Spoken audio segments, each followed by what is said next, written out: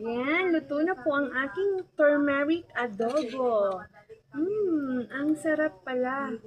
Akala ko pangkapi lang yung turmeric. Tingnan nyo naman mga mamshi, mga bakla. Talagang mapaparami ang kain nyo.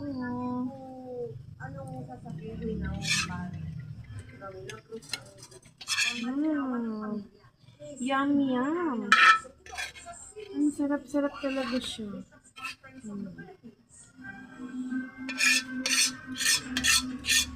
Talagang simutin natin kasi ang sarap. Ice cube with turmeric pork adobo. Diba? Invention ko lang po yan. Ice cube with turmeric adobo, pork adobo. So, ayan na. Done. Ang sarap.